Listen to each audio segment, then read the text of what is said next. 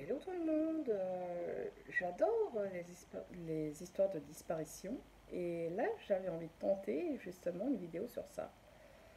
Je vais vous raconter une histoire qui s'est déroulée il y a 15 ans au Canada. Mélina Martin est née le 12 janvier 1992. C'est la cinquième d'une famille de 7 enfants. Elle vivait à Farnham au Québec. C'est une adolescente banale et sans histoire qui aime passer du temps avec ses amis et faire les magasins. Le 22 janvier 2005, Mélina est âgée de 13 ans. Elle est obligée de dormir chez une amie avec qui elle a passé la journée, car ce jour-là, il y a une tempête de neige.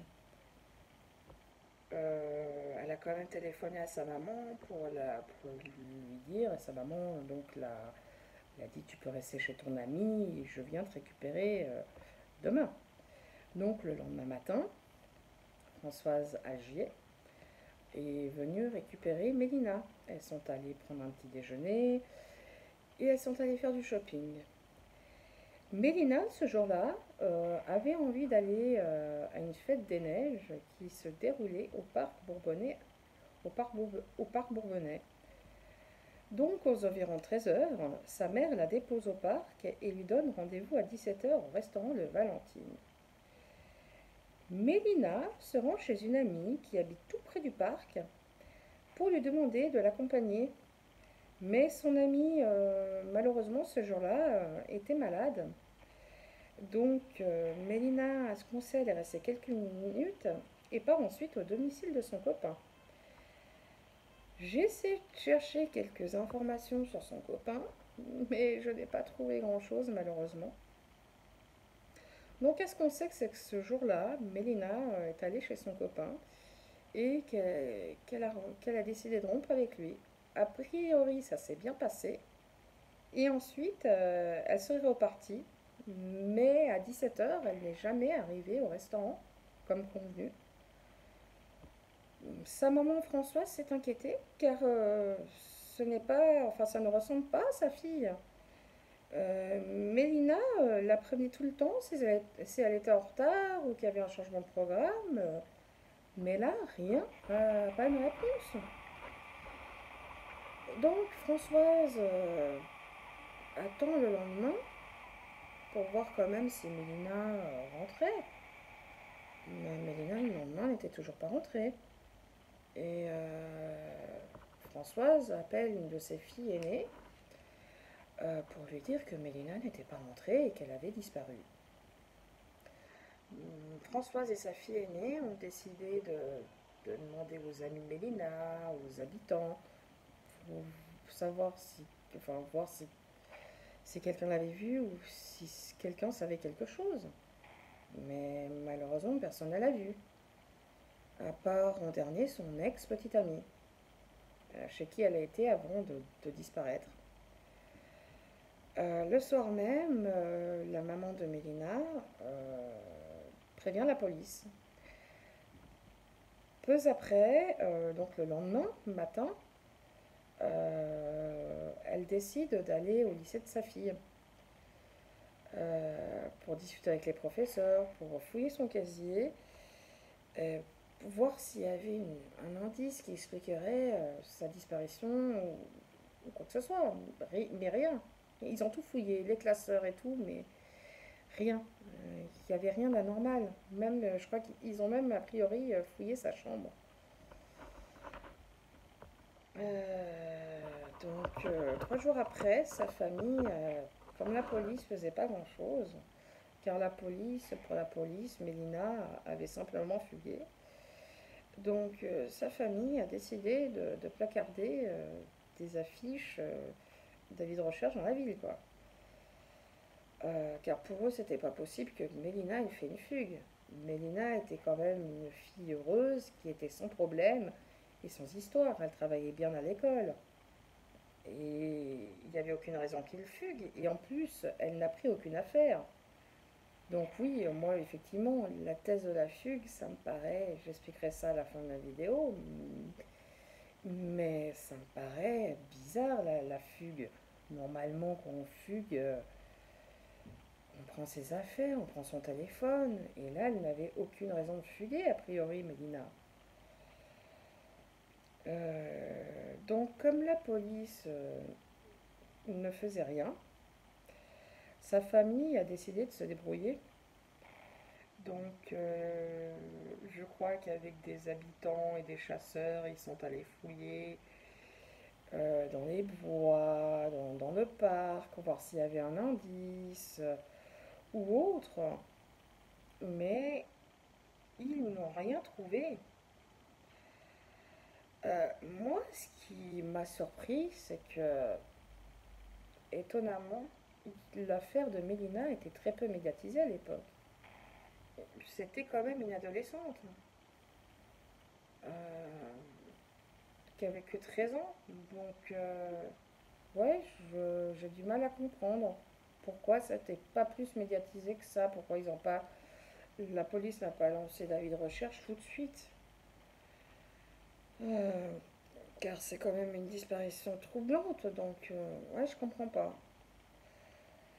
C'est seulement le 3 février 2005 que le réseau Enfants Retour Québec aide la famille de Mélina en les soutenant et ajoutant sa disparition sur leur fiche annuelle et en publiant des photos sur des enveloppes de banque. Et en 2007, une photo plus vieillie de Mélina. Il a eu quand même 4 millions d'enveloppes avec la photo de Mélina qui a été publiée, enfin qui ont été publiées dans tout le Canada. Mais cela, malgré cela, ça n'a rien, il n'y a pas eu de piste ni quoi que ce soit. J'ai halluciné quand j'ai vu ça, car oui, je me suis bien renseignée, j'ai regardé beaucoup d'articles, et j'étais surprise de voir que la police a seulement réagi le 23 janvier 2006, donc un an après la disparition de Mélina. Ils sont allés enquêter au parc Bourbonnais, mais un an après. Alors effectivement, on ne va pas être étonné, hein, ça n'a rien donné, hein, l'enquête n'a rien donné, hein, en allant là-bas. Un an après, qui aurait pu avoir la moindre information? Il y a quand même un an qui s'est écoulé, quoi, enfin écoulé. Euh, et j'ai vu dernièrement dans les journaux que en novembre 2018, des plongeurs de sauvetage médical Québec ont fait des recherches dans la rivière Yamaska pour trouver des indices ou autres. Sa famille était là lors des recherches, mais lors de ces recherches, ça n'a rien donné. Ils ont remis ça au printemps 2019, car en novembre 2018, ils ne pouvaient pas fouiller toute la rivière non plus. Donc en 2019, ils ont remis ça, mais cette nouvelle recherche est restée infructueuse aussi.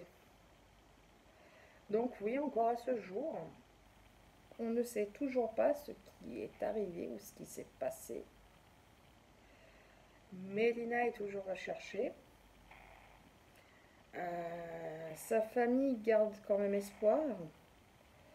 Et je trouve dommage et triste que dans cette affaire, vraiment triste, quoi, que la police a plutôt privilégié la fugue, qu'ils n'ont rien fait sur le moment. Ils auraient pu le faire. Je pense que s'ils l'avaient fait, on aurait su peut-être, on aurait eu des réponses. Enfin, la famille Mélina aurait eu des réponses. Ou des indices au moins, mais là, rien. Ils ont, il y a du temps quand même, ils ont perdu du temps pour enquêter, ils ont perdu un peu trop de temps. Euh, J'espère qu'un jour, la famille, je leur souhaite vraiment, j'espère qu'un jour la famille de Mélina sauront ce qui s'est passé, ce qui lui est arrivé. J'espère qu'ils la retrouveront, que ça soit vivante ou décédée. qu'il sache ce qui s'est passé ce jour-là. Moi, ma théorie, c'est que j'ai deux théories. La première, c'est que peut-être que Mélina n'est jamais repartie de chez son ex-petite amie. Peut-être que ça s'est mal passé entre eux. Peut-être que, je sais pas, il y a eu une dispute ou je ne sais pas. Ça pourrait être possible.